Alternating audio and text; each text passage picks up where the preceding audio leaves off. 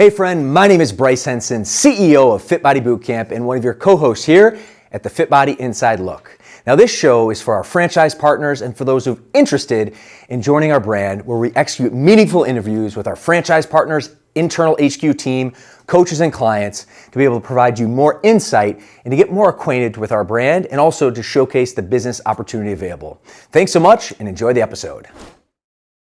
My literal brother, Barrett Henson, welcome to the show. Man, appreciate you having me on, dude. All righty. Well, we're going to talk about Fit Body. We're going to talk about your origin story. And friends, just to give you some insight, literally, this is my blood brother. We've been in the trenches for a long time within Fit Body.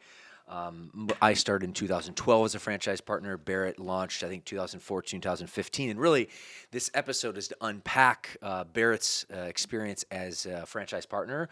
Also, he's our executive director of coaching here at headquarters. We're shooting this podcast, this episode of the Inside Look in Chino Hills, as he's out here shooting some film, adding more value to our franchise partners and coaching and all that. So I wanted to take a little time just to allow our audience to get to know you a little bit better. So with that, without further ado, just give us the backstory and then really lead us to your background in sports. Oh, shoot, man. I guess like going all the way back, I grew up in Michigan. It's such a balmy, warm place, especially in the month of December, January, February. I grew up in Michigan, and a beautiful place, beautiful people, really salt of the earth. And to me, I think the network of families who were around us growing up was pretty cool. It was pretty instrumental because we went through a kind of tumultuous time, having our parents, get divorced when we were very young and not in a great situation. And some of you may know the story, some of you don't, but it just wasn't great. That's the easiest way to put it. I'll interject there. For those of you who don't know, our father was a drug addict, addicted to alcohol and gambling, not the trifecta for a good family upbringing. So the first at least 8 years of my life was pretty volatile, 6 years of Barrett's. And then thankfully, by the grace of God, our mom escaped us out of a really bad situation, which I called the Great Escape, and then put us out to Michigan. And that's really where we got our landing. And to your point about, humble roots and, good Midwestern background, it was a volatile, shaky ride, but there's a lot of value. And obviously our relationship has really developed because of that adversity. So. Oh, big time. And at the time, you were 8, I was 6. Like, I was just like, in my mind, it was the worst thing on this planet, right? Just like, oh, it was hard. It was painful. It was, different. It was change. All the things, when you take a step back, you realize it's just human emotion. Part of life. Yeah, it's human emotion. But getting put into that and going through that was actually the best thing that ever happened. Because adversity, doing hard things is I think, really the price of admission to anything you want in life. You're going to have to go through hard things, and there's not one successful person on this planet who literally fell out of the sky. And what the Jim Harbaugh expression, which some people were born on third and think they hit a triple, and that just doesn't happen. Like people who have success, they go through trials, they go through very challenging things, and that was really the foundation, the petri dish for the hard things in our life, because that was not only from a emotional standpoint very challenging to go through, just like the love of a parent not being absent, right, from one of your parents, but the other was an actual real world sense of challenge, and by by first world standards, we were okay, but it was very challenging living with grandma, all three of us, Bryce, you, myself, and our sister Emma, and then my mom. We're all of us, 3 kids living with mom and grandma together in a very small 1,100 square foot home, where Emma and mom are sharing a room. We're sharing a room. Like, it was not the definition of comfort. And when you look around, to me, you're around your neighborhood, you're around your people, and you start comparing. And for me, it was a very hard thing to see every other kid, every other friend that I had. They had the nuclear family, all those things. So of course you internalize that, And it's like, well, what's wrong with me? Like, what is this? All eyes are on me, and it's not in a good way. It's a negative way. And that was a challenging time for a 6 to 8 year old boy, going through 4-year-old girl being Emma, and it was tough. And I think that really, speaking to your adversity comment, that's really the foundation of why our relationship is as strong as it is, because adversity like brings people together. I mean, we saw it through COVID. Brings people together. Brought my culture within my camp together. Brought my culture, with my team together. And I'm sure some of the audience has probably gone through very challenging for differing measures, but brings people together. Adversity is a great gift. When used the right way, and I think that's a really big thing. When used the right way, because I heard this quote and it's big. It like sticks to me really hard. Is that superheroes and villains, they have the same ingredients. They've had a very hard set of circumstance thrust upon them. The only difference is the decision in which they make, left or right. Are you going to go for the good, or are you going to go for self loathing or poor me, poor me? And I think that's like a great gift when given to you in the right space, and when you have a good support network around you, which I believe we did. Our family was super loving, I mean, our cousins, our aunts, our uncles, and even like our local friends. Like people knew, and they came to help, where they needed it. And it was so awesome. Our cousins who would come to like father and son games, because I think that was actually like the hardest part, is when you're sitting there with your friends and it's a father-son game and you're kind of like, wow, this is awkward, and You're looking at the calendar, seeing a month away. In the back of your mind, you're like, oh shoot. Yeah, and it sits there, and you'd like to imagine it doesn't bother you, but when you're 10 years old and everybody else is, dad's coming in, you're kind of like, well, hey, cuz. And, super blessed that our cousins were that giving of their time and supportive of us, because they did come to the father-son basketball game, baseball game, whatever we were playing, and, made a tough situation more manageable. And things like that, like growing up in that environment, at the time, again, was very challenging. But looking back, you're like, holy, I'm just so grateful for it, man. Totally. So grateful. So that was the foundation, and I'm glad you really kind of teed that up, and it gives our audience a little perspective about both of us, for that matter. I want to transition into your sports background, because that was something, from my lens, Barrett. And we played sports growing up, but you really, really latched on to the group element, to the teamwork element, to the captain element. That you rode that through high school, two-sport athlete, captain of the baseball team and football team, which transitioned to college as well. So tell us a little bit about why you got interested in sports, and how do you think that's helped you not only as a business owner, a fitness business owner, and now the executive director of coaching here at FitBody. Yeah, the origin story is very important in that, because I think for me going through that, I still remember, being a kid, and like as soon as we were separated in the classroom, it was because you're in third grade, I'm in first grade. It's kind of like, oh my God, I know no one here. And for me, I found like great solitude and just like comfort, in terms of emotional comfort, in competition of sports. And for me, it was like, man, I felt really great, because when I was concentrating on whatever sport it was, soccer, football, baseball, basketball, whatever sport we were playing as kids, I knew that if I put all my focus, it was kind of like the rest of the poor me, or whatever it might have been from our origin story, kind of went away. It disappeared, because that court, that football field, that baseball diamond, like everyone's equal. Doesn't matter what your story is. Like it is the ultimate equalizer, sports. And I realized, like going through that was a way that I could put energy, maybe a little pent up frustration, into competition. And realized I had some talent, but because I'd probably say I recognize like the accolades, or like the people recognizing contribution, and one of the fundamental needs, basic needs of humanity, is to belong. And I found belonging through sports, probably because it came a little natural to me. But once I got a little bit of that, I wanted more. And I love that. And I think that's really like the baseline foundation of why I love sports so much, because it removes any you're playing in the same referees, like everything like that. All things are equal, and you get the opportunity to compete and find out like what you're really made of, which is fun. And if you want to win, like sports is just great. Like it literally, I think it is one of the best teachers on this planet. You lost. Why? Well, you didn't prepare well enough. Well, if you want to win, we'll prepare better. Work smarter. Like understand, learn from maybe the mistakes that you made within competition. And to me, that was something that I learned. I didn't like to lose. I wanted to win. Of course, we all want to when we get into it. But if you really don't like losing, and when you lose, you're going to utilize that not as a failure or a blemish, but no, it's the next opportunity. Hey, I have an opportunity to get better. And to me, I would rally around that. Like I wanted to win, and of course, like not being born 6'5", like 225 pounds of pure muscle, sometimes you have to work a little bit smarter.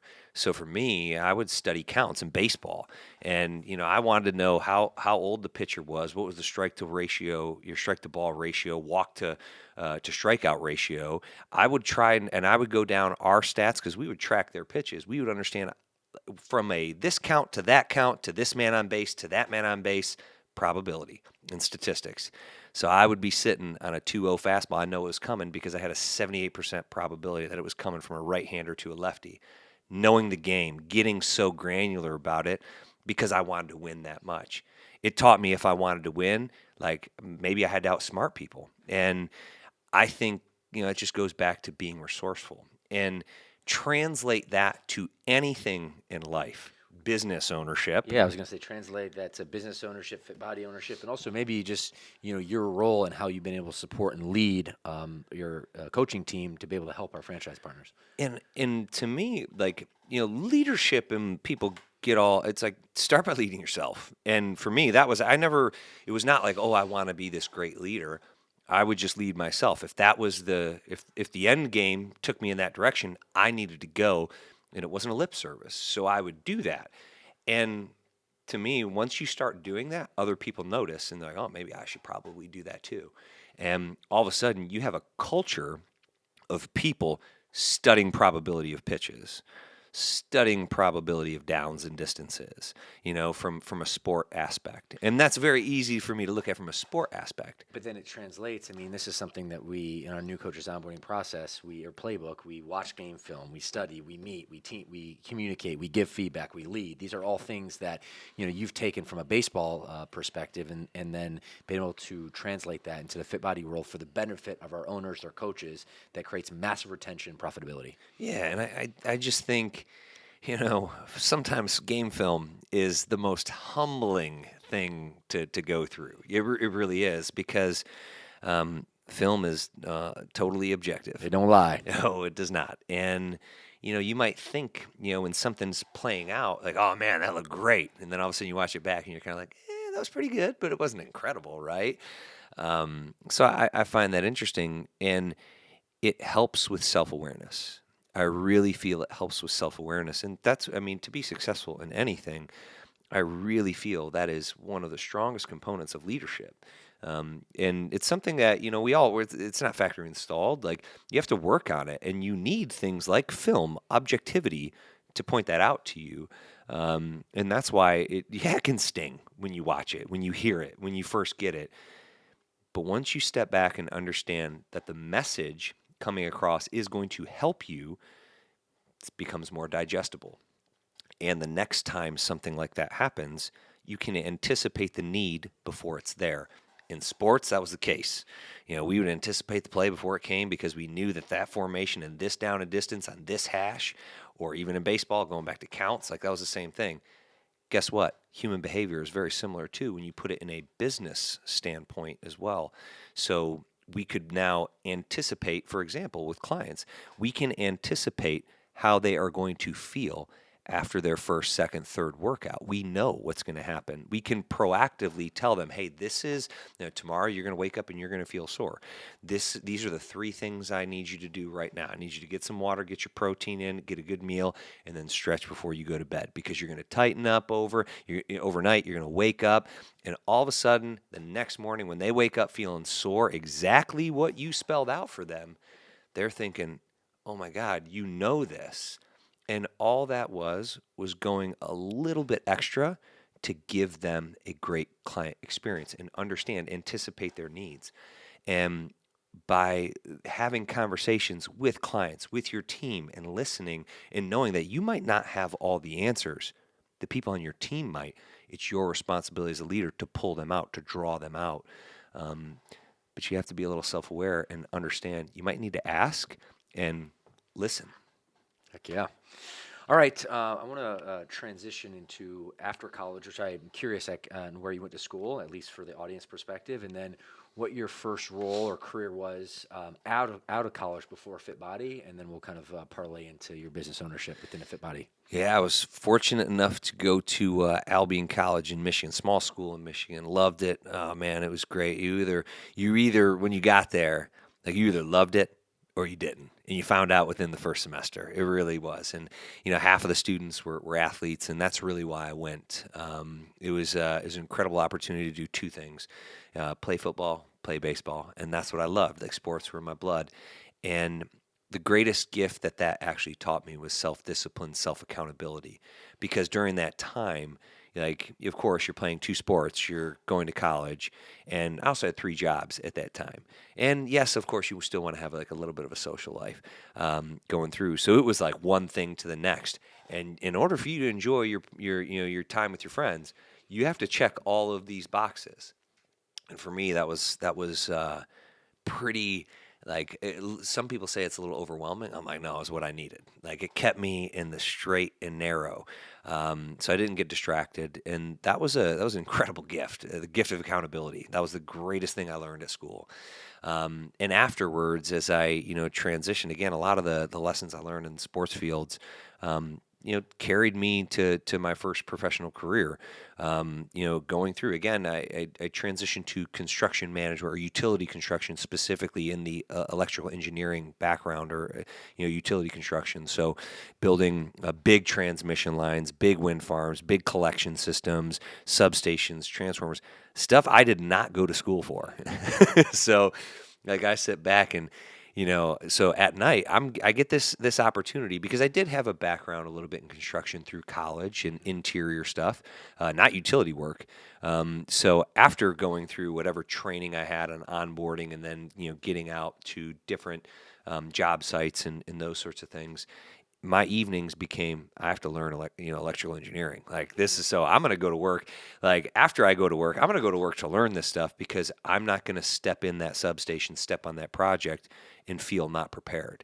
Like I want to be the most prepared person in the room and know the most in that specific. And I felt vulnerable, so I had to learn that. That was again like when you see the gap. Like what do you want to do? Do you want to win in this profession or do you not?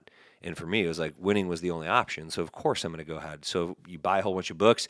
I mean, fortunately, in today's world, we have this great thing called the internet where you can read a lot. And that's what consisted of my nights, like while I was on site or while I was in that developmental journey. And taught me a lot. I mean, running projects and in that, a couple of the biggest projects that I ran were, huge 20, $30 million, projects where you're dealing with, civil contractors and all sorts of things.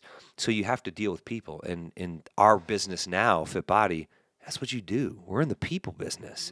In those situations where you have a deadline to go through, you have vendors or other product that you're depending on to make sure not only you're hitting your deadlines, you're getting your quality product that you're putting in, and you're staying on a budget. Like all those things, that mounting pressure that comes on, like that prepared me for doing this, which was and people you might think electrical engineering, construction management, those sorts of things, it has nothing to do with fitness.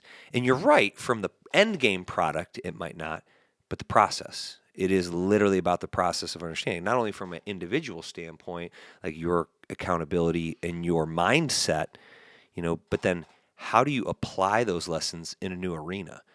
That's leadership, in my opinion, self-leadership, and being able to know when you don't know something, how to figure it out, how to be resourceful. Yeah, huge takeaways there. And, to your credit, man, it was really inspiring to see you outside eyes. About 8 years you did that professional, Yeah. traveling around the Midwest, had a little short stint in Canada as well. Just learning about business and life and, personally developing yourself. So hats off. And, I'm glad you were able to kind of not only share some learning lessons, but tie that into, how that's been made you successful as a fit body owner.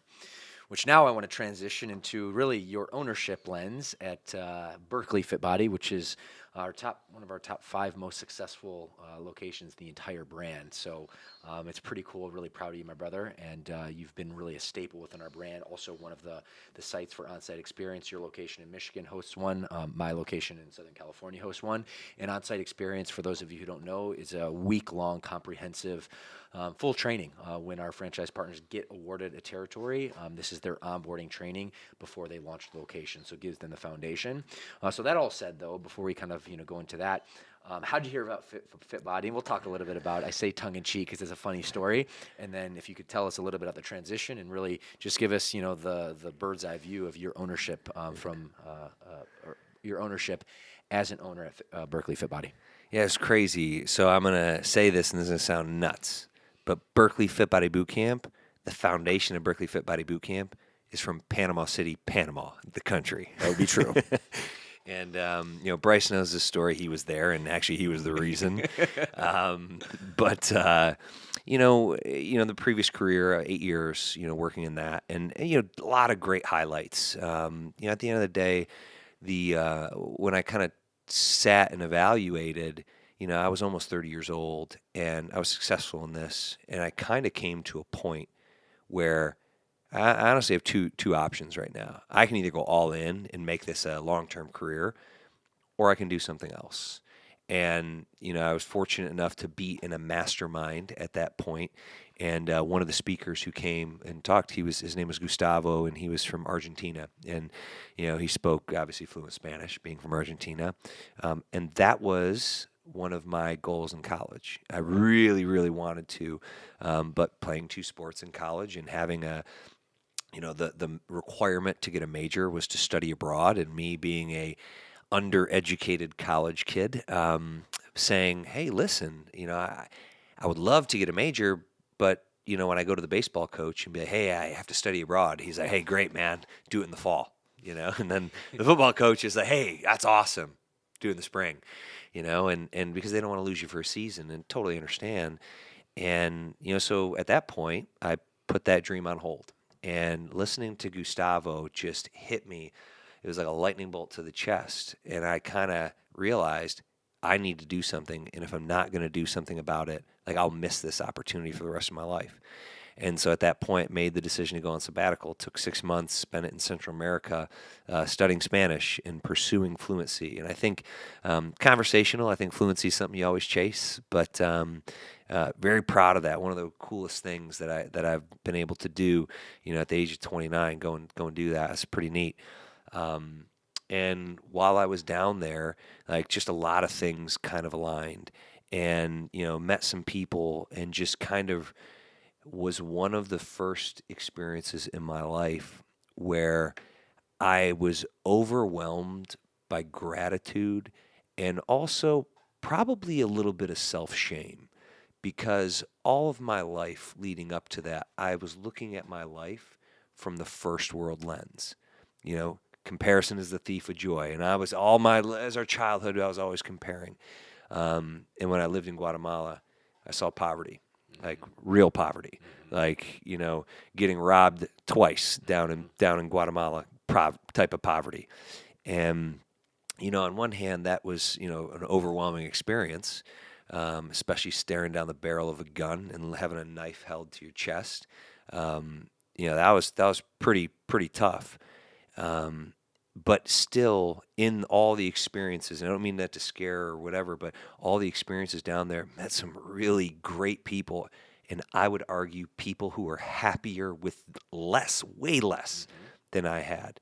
And to me, I'm sitting there feeling envious, because I'm like, they're so happy. They have so much purpose. They feel. And I remember this young man, Francisco, and he was making $350 a month US.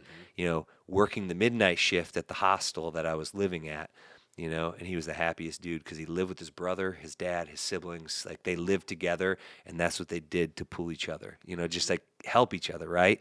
So I meet this guy, and I'm envious, man. I'm like, this dude is living life. He's so happy. And so, again, this is a lot of ingredients kind of building as I'm going through and seeing this. And in that little stint while I was in Guatemala, took a 10-day holiday. I went to Costa Rica and then ended up seeing you in Panama. And we got down there and just stars started to align. And one night when we were out, it just like came up. Maybe over an adult beverage or two. When I used to drink alcohol. And that was one of Bryce's best sales I've ever seen him sell. And I'm going to say this, like, this was like when I really take a step back, because after that discussion, I signed my franchise agreement and, paid the franchise, buy-in, and yeah, it was the greatest thing I ever did, but also the dumbest thing I ever did because I signed I didn't even look at the franchise agreement. I was like, my brother's doing it. He already has a location, and I'd been to the Yorba location. I'd been to the Mission Viejo location, and as this is going through, I'm like, oh yeah, I'm gonna sign that franchise. Didn't look at a single thing, and I would, like anything, like look at with your attorney, like a business advice, like look at your attorney. But I would say that, it's just the high level of trust and watching your success. And I'll never forget the way in which it wasn't necessarily the words, it was the words combined with the nonverbals. And you looked me in the eye and you said, you were made for this. Like, you were made for this. And you were made for this is one thing, but the eye gaze and the eye contact, that was all I needed to know. And, that was it. Like, that was the decision. At that point, I knew that was the direction that I needed to go. Now, in fairness, I didn't have all the details. My vision originally was to create it, build it, find an integrator, go ahead, turn it over, and then kind of step back and then, continue with my career. But once the doors open and you start helping people, there is an intrinsic, it hits you right in the feels when you're able to help somebody do something they never thought they could do in their life, And I think if I'm really being honest, it is like taking a gaze at that, why it impacts me so much is because I get to be the mentor that the 7-year-old boy needed when he was going through that hardship. And I'm not comparing like that hardship with someone's personal weight loss journey because everyone's different, Mm-hmm.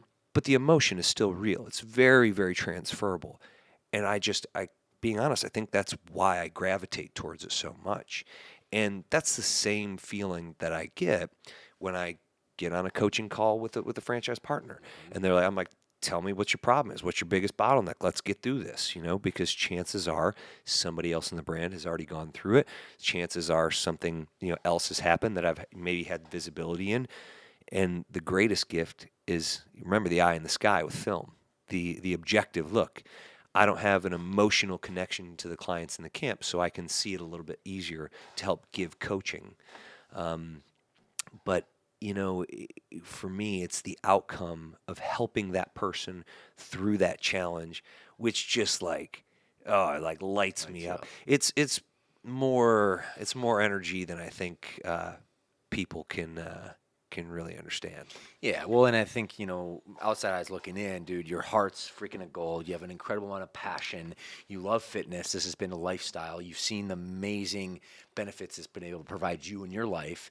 And you love teamwork. You love leadership. So from my lens, I mean, that was about 2 years into the business at that point in time. This was just a slam dunk home run. And certainly, I didn't realize that eventually I was going to become the CEO of the brand. You become my executive director of coaching. But I did see massive value and potential. I just knew that it worked really well for me, and it would even work equally as well, if not more, for you, given the ingredients. But I also want to be able to color in a little bit more details to really kind of showcase to our audience what like an incremental change it was. And you sold yourself a little short, Barrett, but just for our audience, you took that 6 month sabbatical and in Guatemala, he also had a transfer to Honolulu, Hawaii. So he was coming from Michigan, going to spend 6 months in Central America, and then he's going to be transferred out to Honolulu, Hawaii. So as you would imagine, I mean, Honolulu, Hawaii, doing a career that you're really good at, that you're being well paid, that's a freaking opportunity. And to credit our conversation and my great sales job, for you to take a right turn back to Michigan and launch this camp, which eventually would become one of the most successful in the brand, is pretty inspiring and a credit to you. So that all said, we have that magical weekend in Panama City, Panama, and then initially your thought was going to go to Hawaii. Nope, just joking. Right turn back to Berkeley, and it took you, I think, about 6 or 12 months by the time you got the camp off the ground. So I don't necessarily think you want to go through the granular details of what that looked like, but really just like high level 30,000-foot view. Before you joined our HQ team and we started working together in that lens. Kind of what were the highlights, what were the lowlights, what was just the general experience, from 2014 or 15 when we launched your camp until you started working with HQ?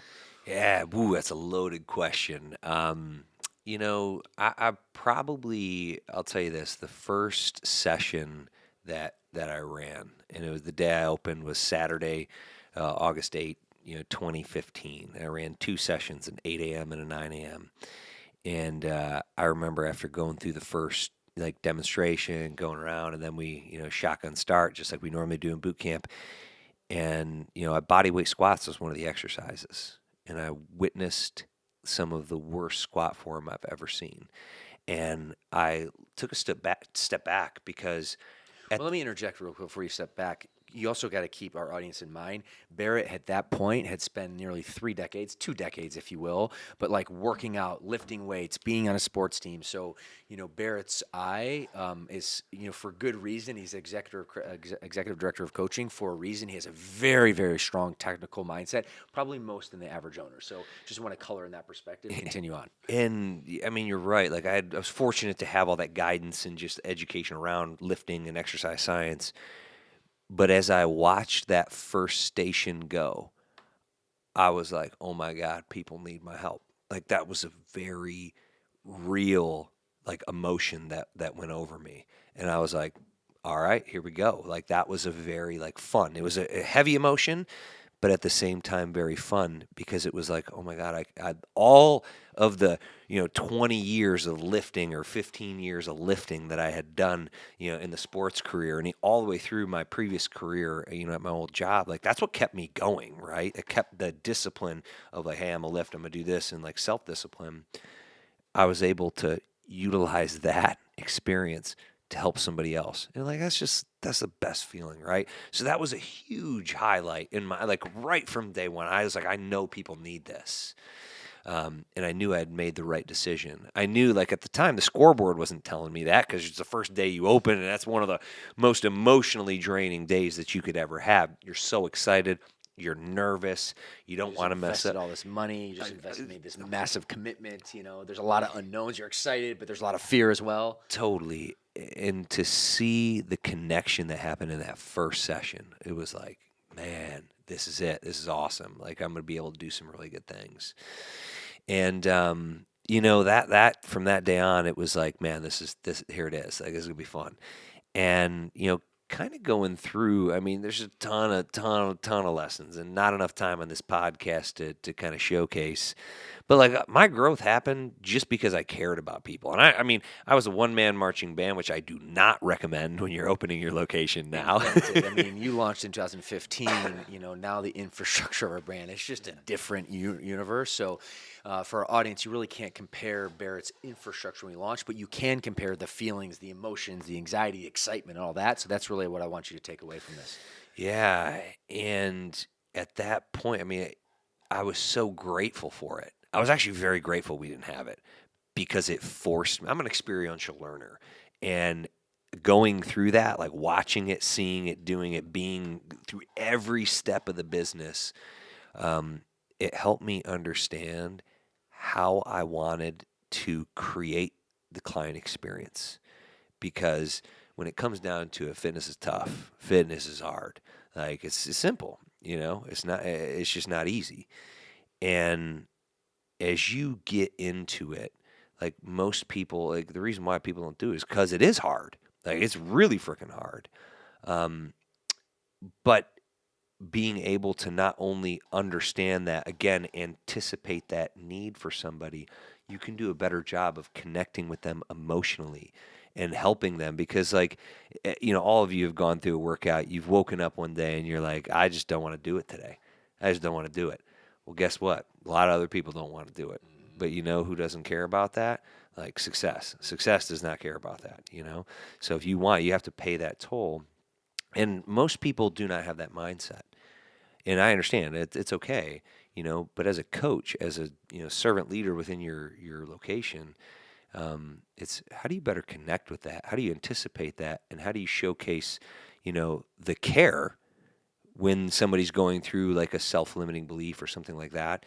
And really understanding that was a huge development curve for me. Huge development curve. Because again, most of my sports, like the people who they wanted to be there. They wanted to be there. Whereas I would argue most of the clients who come in, they know they should be there. Right. They should be there. And it's a little bit different at times, But to that credit, I mean, they are extremely grateful for the help, and especially Totally. it's so inspiring when you see, someone transform in your eyes, and we're cut from the same cloth on that. But it is a different, feeling compared to your lens, when you're, a high performing athlete and, really competing for every inch. And our clientele, they don't necessarily love working out. They don't want to work out. They know they need to. Oh, yeah. In my ability to like personally flex grew because, rewind the clock, it was kind of like next man up, let's go. Like that was just kind of like the mentality that you had in sports, like competition, like you're just competing. Well, realistically, the competition in boot camp is not with anybody else than the 6 inches between someone's ears. Like you are competing to be the best version. And for me, that was a massive opportunity, like an aha, that like Mrs. Jones, like Mr. Jones, whoever it is, like they want to be a better version of themselves. That's what they of themselves, not what maybe I want or whatever. And it's understanding how do I help them, like how do I connect with them better. And so for me, going through that first, really year was an unreal learning experience because there was no guidebook, there was no new coaches onboarding playbook, there was no 30-minute experience, there was nothing. It was the opportunity for me to experience that and grow. Like that was one of the biggest growth periods I've had in my life. In that first year, and had nothing to do with monetary growth. It had everything to do with emotional and EQ growth, in my opinion. And don't get me wrong, there is still a long road to go on that growth too. But every day I feel better about it because it's like those sorts of opportunities, they wouldn't have shown themselves. The ones that I encounter now, they wouldn't have shown themselves if I hadn't gone through that experience. So, that little bit of like, kind of like free reign. There's no, but like forced me to do it because I knew like going back to sports, I wanted to win. Like what did success in business look like? That you can turn a profit, that you can actually pay yourself and you're creating. And I think like, I also think about this, and it was about 7.5 months into my ownership of my location. And I was running a session, I was coaching a session, and I sat back and I remember counting. It was the first time I had 40 people in a workout. I had 40 people in a workout, and I look back and I was coaching it by myself, which now we have a 2-coach model, of course, but I was coaching it by myself and I stopped. I didn't say anything for about 10 seconds, and I sat and I just looked around the room. And it was like, I remember having this feeling of like being proud. And I was like, we created this. Mm-hmm. We created this out of thin air. Mm-hmm. It didn't exist. It wouldn't have existed if we hadn't have done all of those little steps. And at that point, it was like, oh my God, this is like magic. This is really cool stuff. And those are some of like the early on highlights that I had, because let's face it, like your first year of ownership, like you're gonna have probably more lowlights in your There's a mind, lot of lowlights too, you and that's know. just any business model. The spirit of an entrepreneur, you're going to have the highs, which are really high, and the lows are really low. And especially to your point, the first 12 months, you're just learning about not only the business model, learning about how to lead, learning about yourself, learning how you're reacting to any new endeavor. So that's really important to keep in mind. Yeah, and I think like some of those, like that little win for 10 seconds, dude, that was like rocket fuel for the next. I mean, it's still rocket fuel for me now. Like I walk into the gym sometimes and I'm like, holy smokes. I look around, these people like loving it, giving each other high, like friends being in each other's weddings, like who are clients who like, I mean, those are like the things you never would have thought about beforehand. But now you're just like so proud. And like now, speaking of big highlights, this year, one of the things that started when I first opened was we started doing like a Secret Santa, where we adopted, families in need at the holiday season. Was started as $800 raised by our location. This year we raised $23,000 sponsored 100 foster kids. And I mean, I love boot camp. I love watching clients like do all, it's magic. But like this, opening a 501c3 and like doing that was not anticipated, 8.5, 9 years ago when I signed my franchise agreement. That was not even a thought. But now, like, that's the collateral magic that happened because of all the inputs that you do in boot camp. And I look at those wins, those are the emotional wins that carry people through dark times. And, when you look at, again, to your point, like through entrepreneurship, there are some dark times. And even like you think about your just personal life or your client's personal life, there are dark times that people go through, loss and change and things like that. These highlights the magic moments that you create, peak moments that you can create within a workout, within, an event that you do at camp, or even like a charity like what we do at Berkeley. You know, it is some of the most magical stuff that, I would have never thought of, when I first was like, hey, let's open a gym, and now I'm looking at all the other like auxiliary wins, and it's just like I could pull out a spreadsheet and just keep listing pages. And I think over time, when you get that, it's important to remember those wins because, again, they will carry you through the dark times. And trust me, there will be some dark times. Amen to that, my brother. Amen to that. Holy smokes. All right, kind of the latter part of the conversation, I want to kind of transition into your, I guess, entryway into HQ and be able to support our brand, support our coaches, support our franchise partners, which honestly, man, I think is actually your true gift. I want to actually set the tone a little bit just to be able to provide the audience from my lens how everything kind of happened. And then from there, I want you to jump in and just kind of tell, the audience what's it been like with your role, the value that you've been able to provide, and we'll kind of, dialogue from there. But fast forward to about 2018. At that point, I've been in the brand. At this point, you've been working or you've been running your location very successfully for a few years. And our brand was really starting to grow in terms of hockey stick type growth. And Bedros, our founder, dear friend and business partners to us both, had this vision that he wanted more owner experience, owner, I guess, influence, if you will, to add more value, to build more infrastructure, to really shape the franchise partner experience, to be able to add more support to them, which ultimately trickles down to our clientele. So, I had been, very successful in the brand as well. Made a strong relationship with B, and he ended up reaching out to me, offered me the vice president role, which then eventually turned into CEO role. But even before that, one of my first, I guess, observation as the vice president was, wow, we had a great operations team, good people, some business experience, but no really specifically tailored fit body experience. And I thought to myself, who better to coach our franchise partners to success than the most successful franchise partners? And that was really the birth of what would become the coaching department. And, I guess technically I was the first coach, if you will, or at least leading that. And then, just very occurred to me, given your success and, just knowing that you could be a huge asset to me and our team, you got the nod to be one of our first coaches along with Mike Zakarian. And in any case, that was your entry point into HQ. And then eventually, as I kind of transitioned to the CEO role, then you've taken over the executive director of coaching. So now in the leadership team, and what you've done in a very short period of time, be able to, join as a franchise business coach, providing coaching and support to our franchise partners, which helps their locations, success and profitability.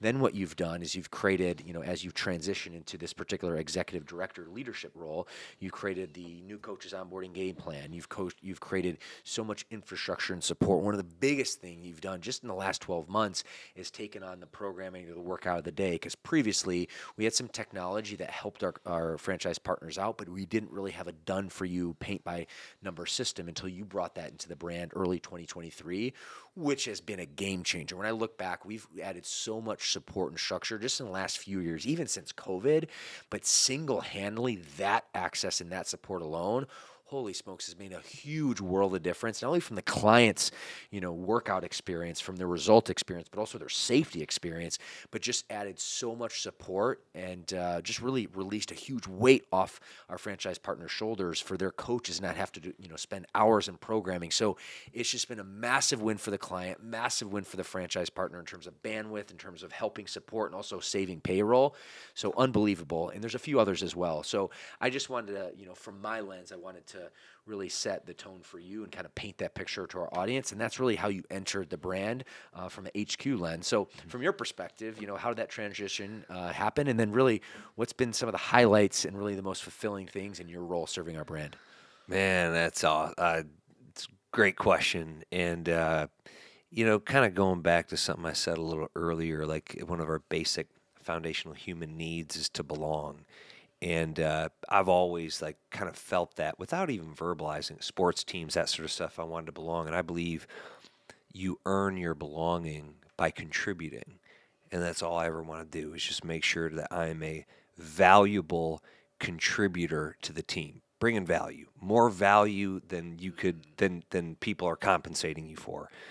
That's always my belief, because if you do that, eventually you're going to win. It's going to happen. You might not win this game, but you're going to win. You're going to win a life. And that's been something that is really big for me. And I think my favorite thing that we really started doing was elite training workshops. And we started the first one in North Carolina, and I remember you talking to me, and you're like, "Man, I got to do this." And I was like, "Well, shoot, I'll help you out. Whatever you need." And I looked at it as I love coaching. I can help people coach. This is great. Let me help people coaching. But I said, hey, Barrett, there's just a little problem. I need some help. But, we just created this massive infrastructure. We're starting, we brought on a team. There's really no budget for anyone outside of me to be able to coach. So I want your help. You're the guy for it. But I just can't compensate you at the moment in time. So that's really the story, at least initially, that transpired for the first probably 2 years of running elite trainings. And that really, my friends, is a testament to this dude's heart and his character. Well, and to me, again, it's bring value. And, I looked at that and I was like, man, I know I can coach sessions well. I know that. And I was like, I want to be able to share with what I do. And, at that point, it was yeah, of course I'm going to do this. I'm going to take all the lessons that I've learned in at that point, 4 years or 3 years of owning a location that I can showcase, hey, this is some of the best practices that we have. And, selfishly, that also helped me present. It helped me, read the room better. It helped me be in front of bigger, be in front of your peers. And I think that's actually one of the most impressive things, when I look at coaches, and I love coaches when they get up and they raise their hand in front of each other, because that's the group who's going to judge you the most, your peers. And if you get up and you have, the intestinal fortitude to raise your hand and be afraid or not be afraid to fail or mess up, Or look stupid. Or look stupid, you're going to grow. You're going to freaking grow. But I also look at it as, and this goes for everybody, what better group of people to fail in front of than your peers, as opposed to the public. And I would gladly take the failure in front of my peers, because my peers will help me in the process. They're not going to sit there and finger point at you. They're going to be like, hey, I can help you out here. That's the greatest, the safest place. But being able to get out and practice, work on my own craft, I knew that was like selfishly, I wanted to do that. And at the same time, in the process, I wanted to help others. And that was my gateway in. And I remember after like the first one, I was exhausted. I was like, man, this is because naturally that is not like presenting is not what I really love to do in the sense of like getting on stage. I'm more of a let's go do things. Let's go do things. Again, experiential learner, so I will show people through experience, and I guess this just happens to be an experience that I need to show people. And it's like, hey, well, I don't care that you don't like it. It's for the greater good. Do it. Like, which again, growth opportunity. So that was pretty cool, and I think the best part is being able to network with other owners, really, and coaches. Because you get to hear, like, what are some challenges? I mean, in your location, you have challenges, you have hurdles, you have hiccups, but your hurdles are isolated to this. They're not huge because you have a singular location, maybe two locations that you're looking at the problems. But being able to network with all these groups, and that's why I love, our Fit Body Mastermind, because you get to understand pain points from 45 plus owners in their locations, and that just makes you better. And so as I knew that, I was like, what better way then to not only, selfishly develop myself, but at the same time use what I've learned to be able to help other owners in our coaching department. And I think also too, it's just a great analogy for life. And you said this as well. When you add value, eventually the compensation will come. And that's really, the story, the hero's journey of an entrepreneur. At first, you're actually investing money, just on the blind faith that you're going to come in, you're going to learn a skill set, you're going to add value, and then you'll get a return. There's no guarantee. There's no guarantee in life. But the fact that you've done that is just a shining example. And our franchise partners have to do that as well by taking the leap of faith. One thing that I wanted to really kind of shine a light on from a story perspective, you kind of jumping in, and for 2 years, we traveled the country, gave dozens of elite trainings, added tons of value, and you were learning, how to present. Same with me. Like, we got so much better in a very short period of time because of that time under tension. And I'll never forget, at that point, you've always had a really good relationship with Bedros, but there was one moment, this is after probably, 6 or 7 elite trainings, and there was a schedule adjustment. At that period of time, there was a 3-day training. Bedros was teaching one day, and you and I were teaching 2, but they were separate days. But we wanted to add more value, actually, and there was an adjustment. And I'll never forget, you kicked it off that day, and you executed like an hour and a half training. And at that point, that was Bedros' day to present. And he comes down and just kind of getting ready before, you transition out. And he looks at you, and I'm sitting next to him, and this guy's, B's eyes like just get wide. And you're just delivering the fire, like so on point. You've developed strong communication skills, pouring to our brand. And he turns to me, he's like, we need more of that guy's stat. And, that was really a defining moment and really a culmination. The biggest lesson is you need to be able to develop a skill set first. And you were able to do that for free. However, it's created so much value for you and our franchise partners, our brand life, and eventually the compensation will come as it is. And then, very shortly thereafter, I think within 6 months, you were able to be elevated to the executive director of coaching. So that's a great learning lesson. And also, too, again, I want to shine a light, onto my brother's character. The guy has a heart of gold, and he just shows up and adds value. So that's one story I want to highlight, but, would love to get any other insight there, or just, again, 30,000-foot view of other talking points that you think it's important to share with our audience around your role. Man, I mean, to me, that is just like the mentality I want to have in life, and I want our franchise partners, I want our coaches to have in life. Because, everybody watches football on Sunday. Everybody watches, the World Series when it comes around, hockey, NHL championships, basketball, whatever. And, they watch people have fun playing sport.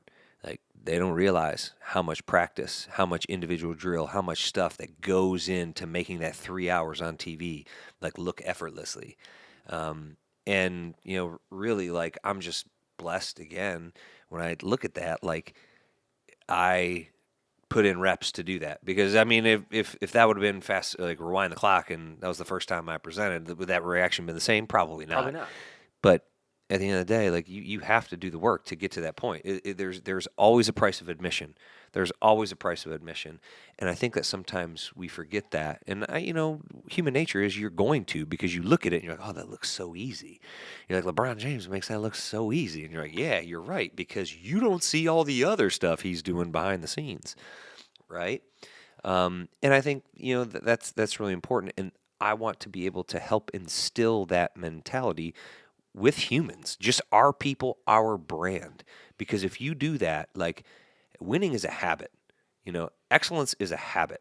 And if you can continue to do little things in self development over and over and over, when the opportunity arises, you will be ready. And, to me, that's I've been very fortunate in that regard. But I'm also very proud of myself for having that mentality, and being open to listening along the way. And I think that's always, being a very, very high D, high eagle, high owl. Like sometimes it's like, I'm going to go in and go freaking full. But, sometimes you have to stop, pause, listen, and process. And that whole development curve has helped me become a better coach of owners. And, again, kind of looking at FitBody as a whole, probably my favorite thing that we've done, this year has been the workout of the day. Oh, like smokes, man. that's been because, I love programming. It's fun. Yeah, I'm like a nerd. I'll go back and, love it up, right? But I also, it's not just about creating the workout. It's creating the workout with an opportunity to create peaks in the workout. Because it's not just about doing the workout. It's about manufacturing a good time in the workout. Well, and that's important because, most franchise partners, I've been guilty of this as well, focus, or at least believe they need to focus 1,000% on the program and training. And the beautiful part is we have that covered here at FitBody, thanks to you and under your leadership. But way more important to that, it is the experience that the client really is going to walk away with. So I love the fact that that's very intentional in you, specific to the programming, but then, 30,000 of you, really the client experience. We've developed a framework specifically called the 30-minute client experience, because it's not just about the workout. It's not just about the program. It is about the entire experience. And that's what gives clients the incredible experience. So that way they pay, they stay, and they refer. Yeah. And going back to a point we hit on earlier, most of our clients are coming not because they love to PR and workouts, right? They're not racing themselves like full out, they're doing it because they know they need to. They like it for sure. But we can really help them like it even more by how we deliver the experience, by how you program, by how you put things in. And I love that because, I use the analogy. It's like, I'm putting you on the 15-yard line. You still have to punch it in. You still have to punch it in. But rather than taking it at your own 20, you're now sitting at the 15. This is so not only saving, Tailwinds are at your back, baby. dude, not only just saving your team, the time to do all that thinking, it really condenses their focus to delivering an experience. And that's what it comes down to. Our exercise science programming, it's going to be fine. I'm going to make sure that it is. And I promise you this, because our team now, when we look at this, our team is testing the workout 16 weeks before it gets released to the brand. So, that's one of my greatest things, that we've been able to build this out 16 weeks in advance, so that whatever workout's coming down has been pressure tested. So it's going to give a good experience. It's going to give a good workout from the exercise science lens. But now you, as your team, as your local location, you get to now focus on building the relationship during the session. That's where the special magic is when you can have a relationship during the workout. And when you go through adversity, much like our story growing up, you go through, a big adversity. This is still an adversity. It's working out. It's tough.